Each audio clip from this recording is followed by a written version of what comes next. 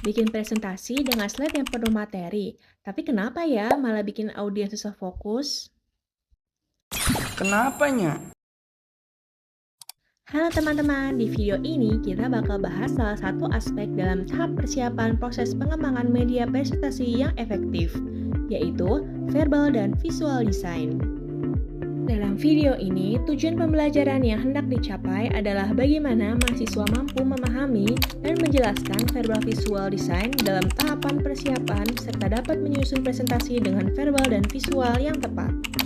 Lalu, pokok pembahasan dalam video ini meliputi verbal design, visual design, dan kesimpulan.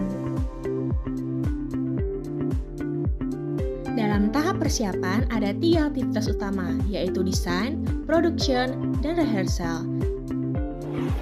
Nah, kali ini kita bakal berfokus pada bagian desain, khususnya pada verbal dan visual design.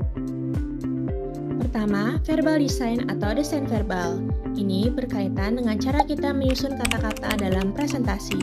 Karena presentasi itu didengar, bukanlah dibaca. Gaya bahasa yang digunakan juga sebaiknya santai dan konversasional. Gunakanlah kata-kata yang sederhana, kalimat yang pendek, dan mudah dipahami oleh audiens. Kalau perlu, gunakanlah contoh atau analogi yang dekat dengan kehidupan sehari-hari, supaya pesan lebih mudah dipahami. Selanjutnya ada visual design. Masukkan hanya elemen yang benar-benar mendukung pesan. Hindari slide yang terlalu penuh tulisan atau gambar yang tidak relevan. Idealnya, satu visual hanya menyampaikan satu poin utama agar audiens tetap fokus. Selain isi visual, keterbacaan juga penting. Ukuran font harus cukup besar. Untuk slide presentasi, ukuran minimal sekitar 18 poin supaya tetap terlihat jelas. Gunakanlah jenis huruf yang sederhana seperti Arial, Helvetica, atau Times New Roman. Hindarilah penggunaan huruf kapital semua karena lebih sulit dibaca dibandingkan kombinasi huruf besar dan kecil. Perhatikan juga warna dan kontras.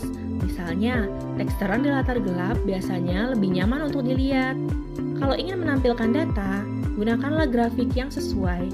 Grafik garis cocok untuk perkembangan waktu, bagan batang untuk perbandingan, dan bagan pie untuk menunjukkan bagian dari keseluruhan. Kesimpulannya, verbal dan visual design itu meliputi penggunaan bahasa yang sederhana, visual yang tidak berlebihan, sampai pemilihan warna dan font yang tepat. Semuanya itu mempengaruhi bagaimana efektivitas penyampaian pesan. Nah, untuk dapat memahami lebih baik tentang materi yang sudah disampaikan, yuk kerjakan kuis singkat berikut ini.